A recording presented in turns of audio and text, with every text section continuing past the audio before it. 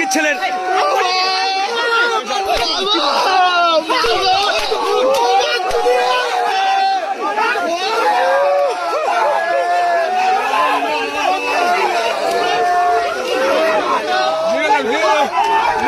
বছরের নাবালিকাকে ধর্ষণ করে খুনের অভিযোগ, বাড়ি থেকে দূরে পুকুরে দেহ উদ্ধার। ঘটনাটি ঘটে বারুইপুরের ধবধবি 2 নম্বর পঞ্চায়েতের সূর্যপুর হাট এলাকায়।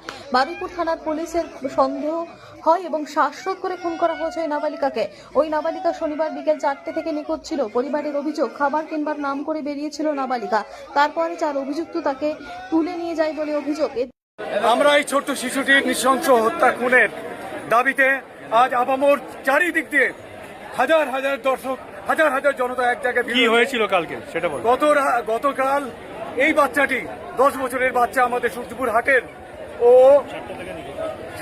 4:30 নাগাদ থেকে নিখোঁজ হয়।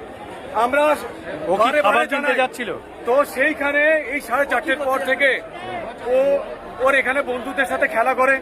সেই প্রসঙ্গে ও এখান থেকে একটা গিফট নেয়, ওদের বন্ধুদের সঙ্গে কথাবার্তা বলে।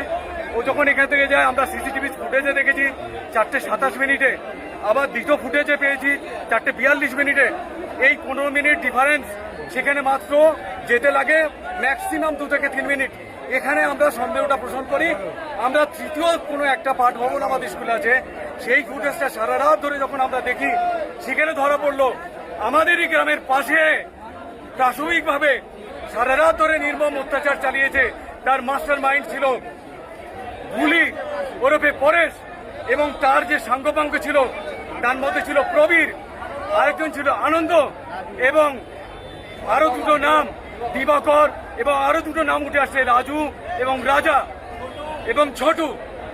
আমরা যখন পুলিশ প্রশাসনের কাছে সারা রাত অভিযান চালিয়ে আমাদের এলাকাবাসী এবং আমাদের ক্লাবের সমস্ত ছেলেরা, ইভেন আমাদের যে ক্যাম্পের পুলিশ, তারাও আমাদের সাথ দিয়েছে। তারা রেল লাইন গিয়েছে, বিভিন্ন জায়গায় গিয়েছে। যাওয়ার পরে একটা সময় দেখা গেল যে পুলিশকে বারবার ফোন করা হয়েছে, কিন্তু প্রশাসনের তরফ থেকে সারা রাত যখন আমাদের বারবার যায়, একটিবার মাত্র এসে শুনে যাওয়ার পরে আর দ্বিতীয়বার কোনো প্রশাসনের তখন বডি পাওয়া গেল। বডিটা ঠিক সকাল 9টায় কিভাবে পাওয়া গেল? খুঁজতে যখন মেন যে আসামি, যে ওর হাত ধরে নিয়ে রেল লাইনের দিকে নিয়ে গেছিল, তার নাম হচ্ছে গুলি, পরেশ ওরফে গুলি।